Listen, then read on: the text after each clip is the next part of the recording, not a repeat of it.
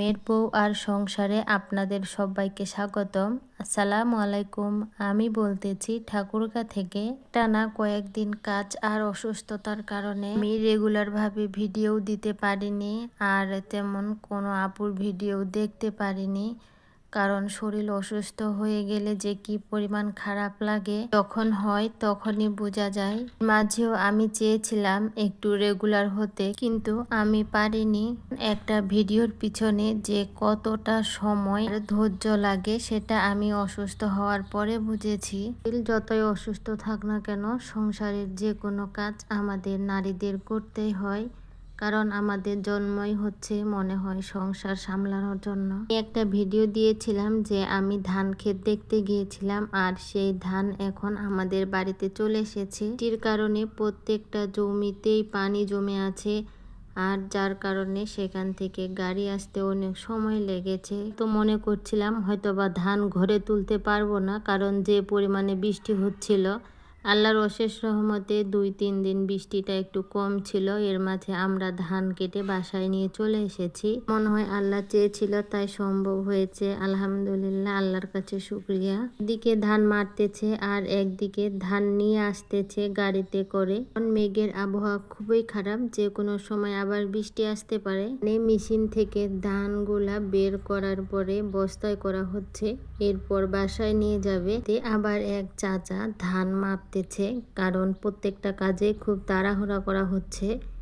যদি বৃষ্টি আসে তাহলে তো অনেক ক্ষতি হয়ে যাবে। আমাদের দিকে যারা ধান কাটে তারা এভাবেই টুকরি বা ধামাতে করে ধানগুলা এভাবে মেপে নেয়। ধান তারা নেবে 20 কাঠা, আর যারা কাটছে তারা নেবে 4 কাঠা, অর্থাৎ 20 কাঠায় নিবে ওরা 4 কাঠা। ধানগুলা মেপে মেপে বারান্দায় তুলে দিচ্ছে, কারণ এগুলা আবার শুকাইতে হবে।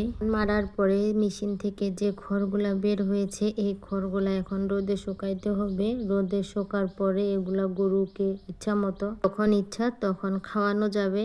বৃষ্টিতে ভিজে গেলে কিন্তু এই খড়গুলা নষ্ট হয়ে যাবে, যার কারণে তাড়াহুড়া করে আপনাদের ভাইয়া আর আমি কিছু খড় নিয়ে যাই দিচ্ছি এগুলা শুকানোর জন্য। কাজটা করতে একটু কষ্টের, কিন্তু মনের মধ্যে একটা আনন্দ থাকে। কেন জানি না, জমি থেকে ধান আসার পরে মনে হচ্ছে যে কাজগুলা তাড়াতাড়ি করে নিলেই হয়, কারণ যেহেতু বৃষ্টিতে ভিজলে খড়গুলা নষ্ট হয়ে যাবে। এখন পাখি দুইটা কত সুন্দর, তাই না? এরা অনেকক্ষণ ধরে খেলা করতেছিল। আপনাদের ভাইয়া সমস্ত খড়গুলা রোদে শুকাইতে দিয়ে দিয়েছে। সময়টা এমন একটা সময়, গ্রাম বাংলার প্রত্যেকটা ঘরে ঘরেই ধান, আর সবাই ব্যস্ত।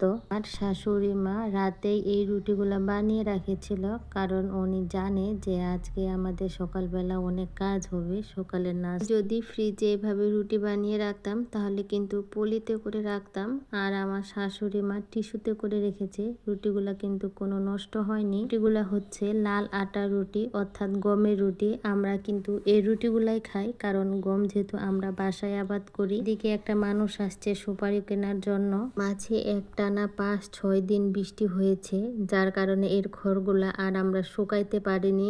তো সম্পূর্ণ খড়গুলাই পচে গেছে, অর্থাৎ নষ্ট হয়ে গেছে।